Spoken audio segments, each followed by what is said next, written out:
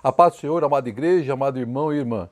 Sejam bem-vindos a mais um culto da série Falando de Deus. E que Deus nos traga hoje uma palavra abençoada para nossas vidas. Eu tenho certeza que Ele vai trazer com toda a certeza para a sua vida aquilo que você tem pedido a Deus.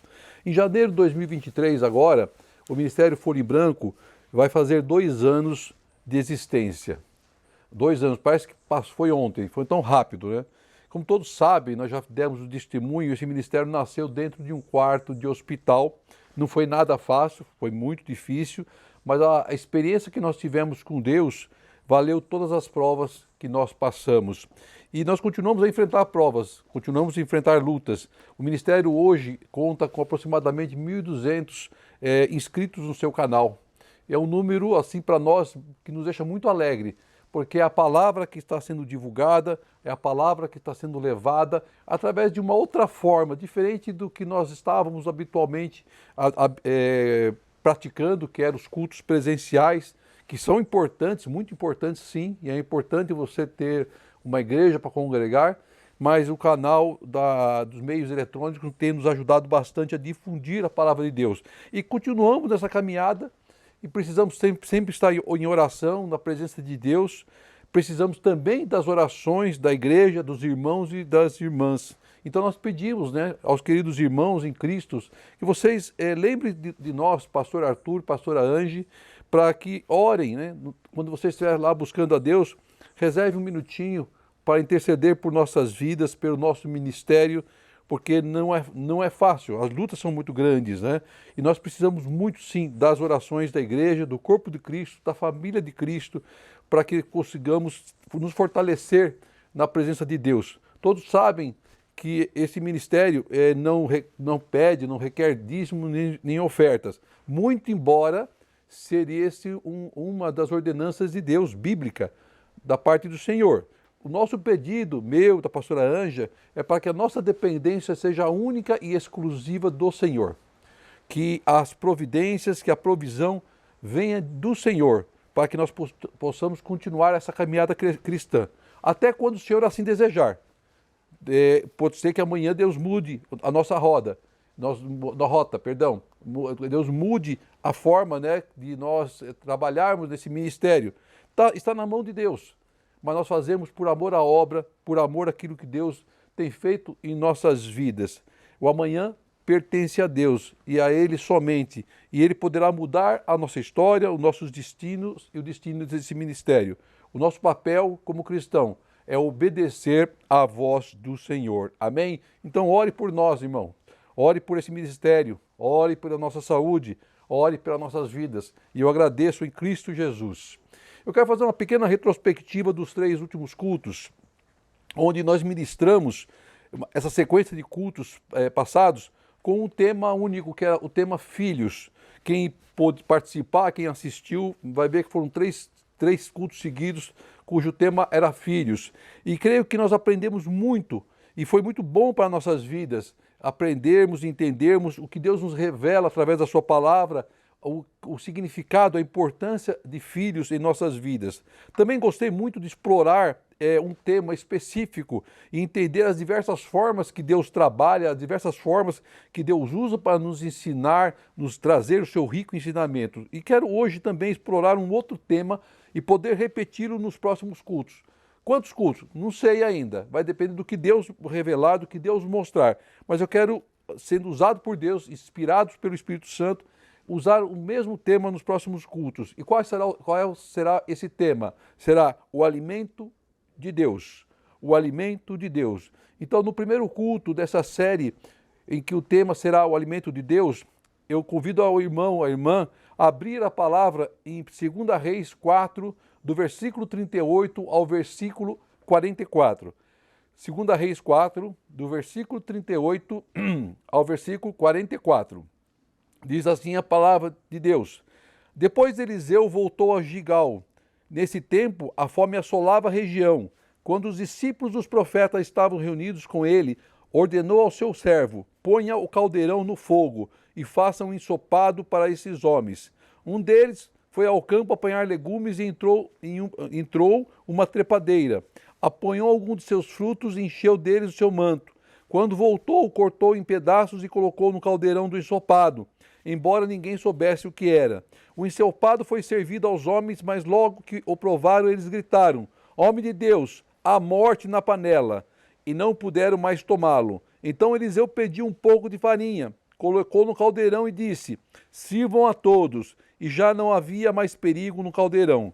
Veio um homem de Baal-Salisa, trazendo ao homem de Deus 20 pães de cevada, feitos dos primeiros grãos da colheita, e também algumas espigas de milho verde. Então Eliseu ordenou ao seu servo: Sirva a todos. O auxiliar de Eliseu perguntou: Como poderei servir isso a 100 homens? Eliseu, porém, respondeu: Sirva a todos, pois assim diz o Senhor: eles comerão e ainda sobrará.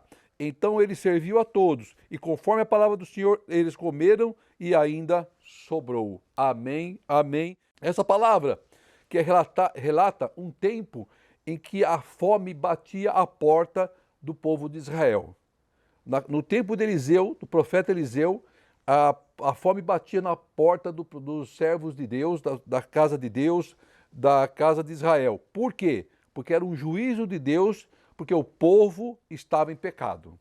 Porque o povo provocou esse juízo de Deus em virtude do seu pecado. Então diz a palavra que naqueles dias Eliseu voltou a Gilgal, encontrou ali os filhos dos profetas, que se assentaram à sua presença e esperaram de Eliseu uma resposta de Deus. Da parte do servo de Deus, eles esperavam um conforto, uma resposta, um milagre para aquele momento a qual eles estavam vivendo. Então, assim como eu, assim como você, nós esperamos de Deus uma resposta, um milagre, algo que Deus possa fazer por nossas vidas e atenção ao nosso clamor.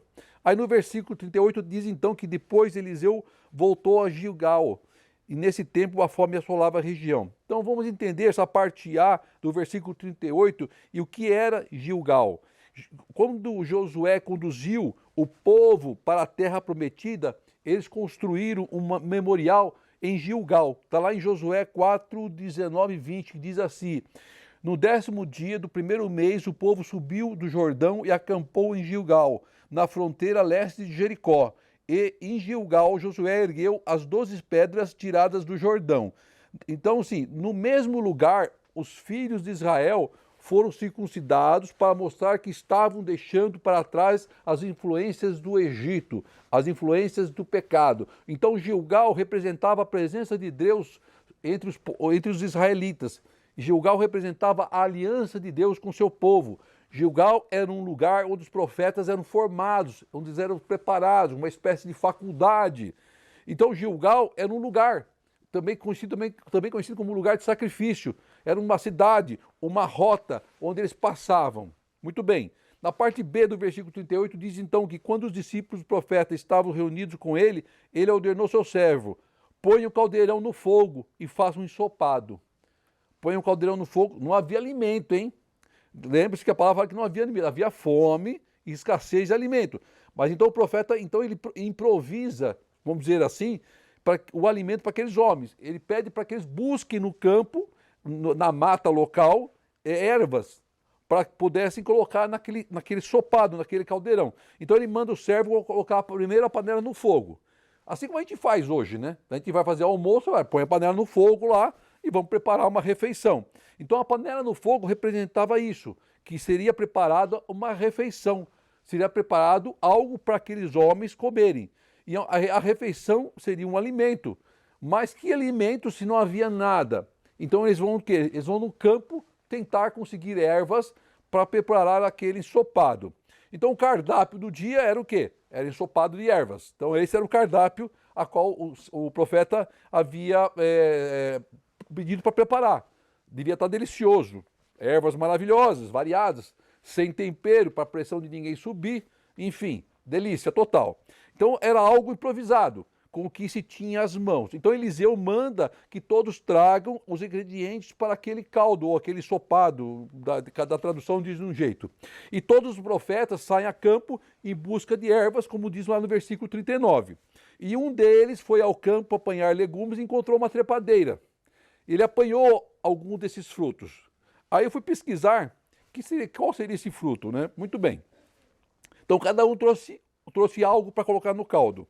E esse alguém, um dos profetas, trouxe uma espécie de pepino bravos, que era uma planta tóxica, venenosa, chamada cientificamente como coloquindidas. Perdão, coloquinditas, é o nome científico. E ela é venenosa, extremamente venenosa. Então ele não fez isso, a Bíblia não cita, mas ele não fez isso por propósito, por maldade. Ele fez porque ele não conhecia, então ele tomou aquela planta, disse que ele picou e mandou para dentro do caldeirão lá. Muito bem, então misturou-se toda aquela panela lá com aquele monte de erva, né? Eu imagino que deve ter ficado com uma aparência terrível, mas enfim, o caldo ferveu, engrossou, o cheiro devia parecer bom, não sei, e aí todos se serviam, pegaram suas tigelas e comeram ou beberam daquela sopa, né, daquele caldo, e em determinado momento alguém deve ter passado mal, ou mais de um passou mal, e alguém grita: a morte na panela. A morte na panela. Parem de tomar, porque nós vamos morrer envenenados. Ou seja, havia naquela situação do caldo de um dos componentes ser um veneno. Então o ensopado, no versículo 40, o ensopado foi servido aos homens, mas logo que provaram, eles gritaram: homem de Deus, a morte na panela. E eles precisaram parar, eles não puderam continuar tomando. Então todos cessam de comer, todos param de tomar aquele caldo, todos param de tomar aquele ensopado, mesmo morrendo de fome. O que seria alegria passou de um momento para outro para tristeza, para medo, para preocupação, por situação até de morte. E quantas vezes, irmãos, são situações assim que acontecem em nossas vidas. De um momento de alegria, de repente é um momento de tristeza. Do momento de bênção, parece que a bênção é arrancada na nossa mão. O alimento que deveria ser para fortalecer aqueles homens, na verdade traria para eles traria para eles doença.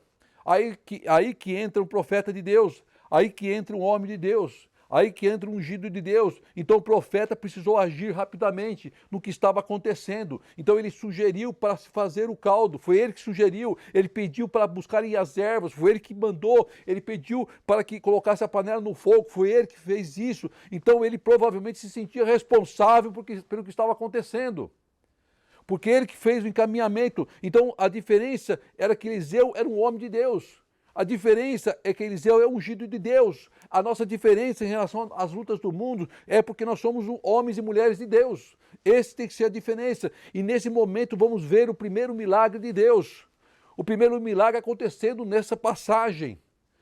Agida e operada por um homem de Deus. Deus usa o teu servo, usa o seu profeta para operar o primeiro milagre nesse momento, nessa passagem. Está no versículo 41. Então, Eliseu pediu um pouco de farinha. Não me pergunta de onde veio a farinha. Não sei, não está relatado. Mas Eliseu pediu um pouco de farinha. Colocou essa farinha no caldeirão. E disse: sirva a todos. Irmão, é farinha. Provavelmente farinha feita de pão, do trigo, mas era um pouco de farinha. O caldeirão estava envenenado, com uma erva que era venenosa. Aí ele pede então um pouco de farinha. Ele mandou fazer outra ensopado? Não. Ele jogou aquele ensopado fora? Não. Ele simplesmente pediu para colocar farinha no caldeirão. E ele colocou um pouco, não muito, disse que colocou um pouco de farinha no caldeirão. Então, mas não sei de onde veio essa farinha, a Bíblia não relata. Também não importa. O que importa era que aquela farinha simbolizava o agir de Deus, que misturado ao caldo agiria como se fosse um antídoto. Quando alguém é picado por uma cobra venenosa, não sei se alguém já conhece alguém que foi, precisa tomar um antídoto. Precisa ir no Instituto Butantan, tomar uma vacina para poder combater aquele veneno, ou buscar um local que tenha um antídoto. Aquela farinha seria uma espécie de antídoto para aquele veneno, para aquela toxina que estava naquele caldo. E o veneno do pecado em nossas vidas só pode ser combatido e curado pelo sangue de Cristo, nosso Senhor.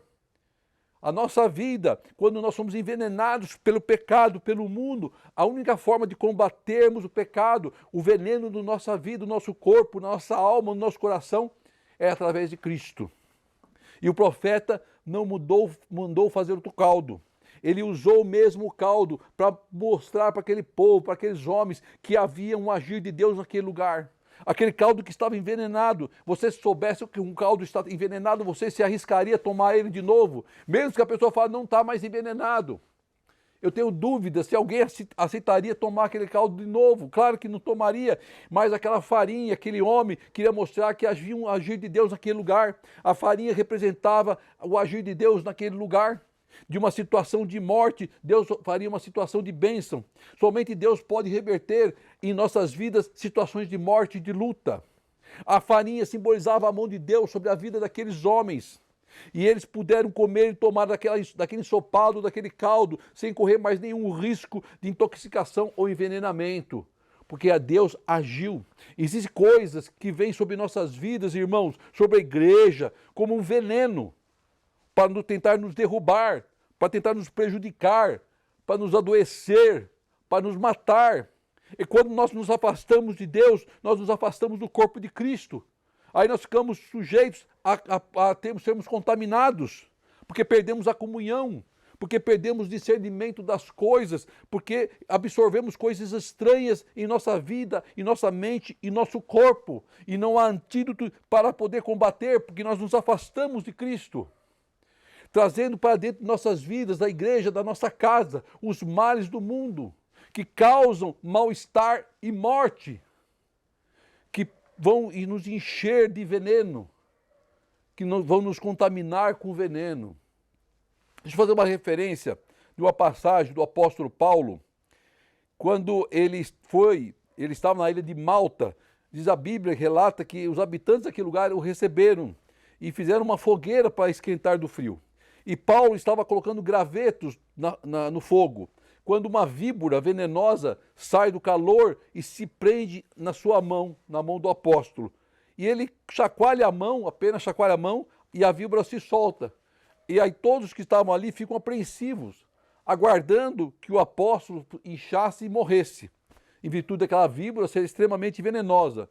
Mas a palavra diz que nada aconteceu ao apóstolo, e o veneno da víbora não agiu sobre a sua vida. Por quê? Por quê? Porque ele era um homem de Deus. E ele, como sendo um homem de Deus, ele estava imune ao veneno daquela víbora, daquela cobra. Quando nós estamos na presença de Deus, nós estamos imunes aos venenos do mundo, do pecado. Nós ficamos como se tivesse com um antídoto no nosso corpo, impedindo, sendo uma barreira para que o pecado haja em nossas vidas. É isso que a palavra está nos ensinando. É isso que nós temos que entender e buscar como antídoto em nossas vidas, ficar na presença de Deus. Porque quando saímos da presença de Deus, é como se o antídoto que está em nossas vidas perdesse o efeito.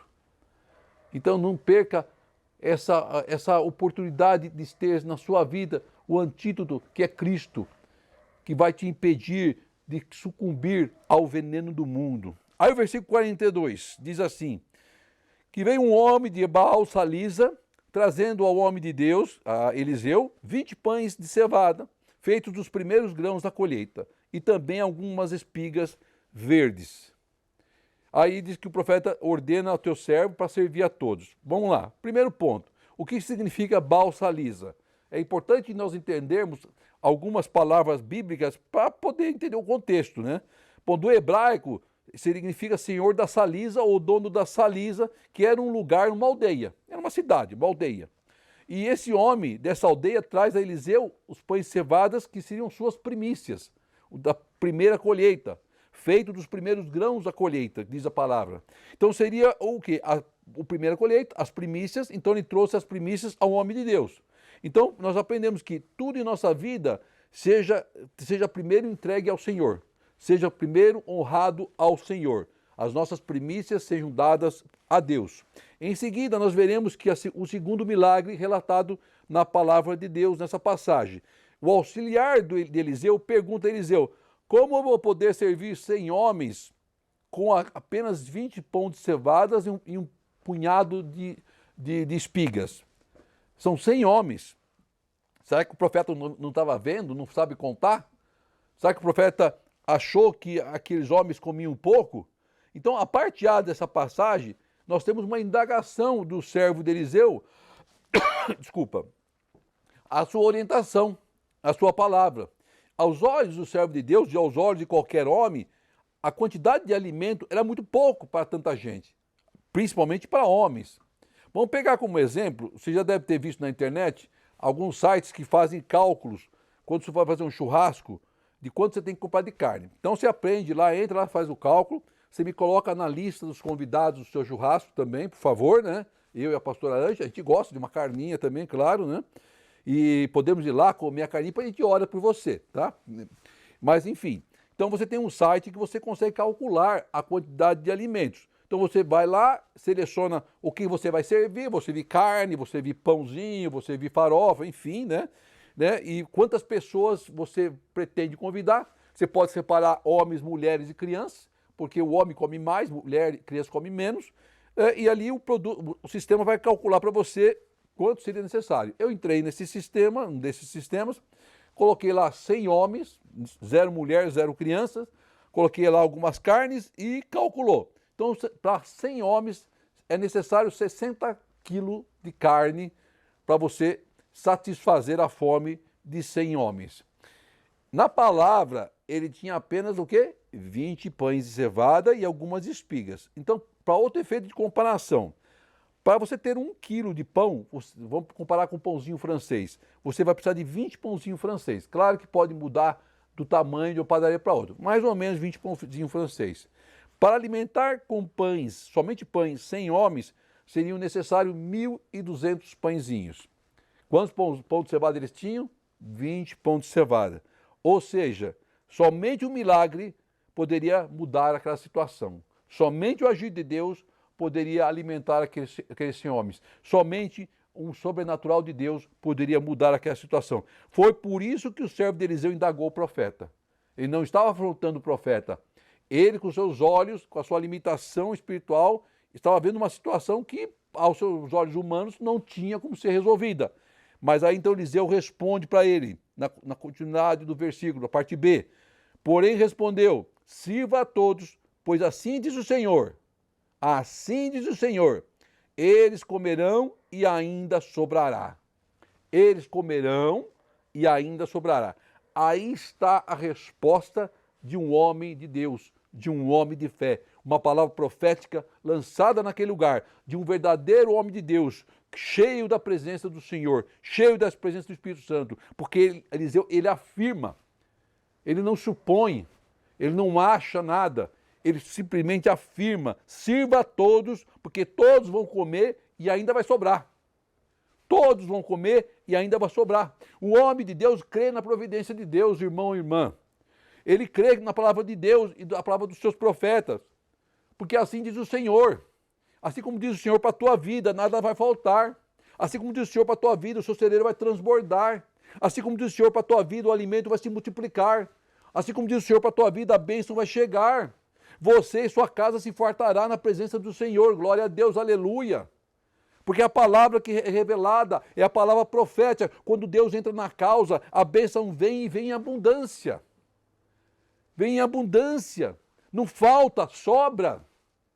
Por isso que Deus age em nossas vidas com os seus milagres sobrenaturais. Vem mais do que nós pedimos. Lá em Lucas 6,38 diz assim, deem e lhe será dado. Uma boa medida, calcada, sacudida e transbordante será dada a vocês. Na presença de Deus, nada vai faltar. O veneno será um tempero para o cristão, meu irmão. O diabo pode vir com veneno, mas aquele veneno Deus vai transformar num tempero para a sua vida. Você vai comer, você vai repetir e ainda vai sobrar. Vai satisfazer, nada fará mal para a sua vida.